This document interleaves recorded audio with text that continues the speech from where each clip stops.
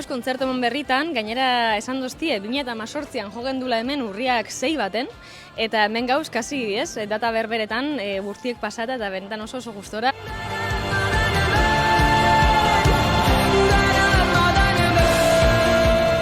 Izan da super kontzertu polita, antzokia bera dago eraldatuta, gu geu gauz eraldatuta. Ordintzen da oso elkartze ederra asko gozatu dugu eta oso gustora egon gara.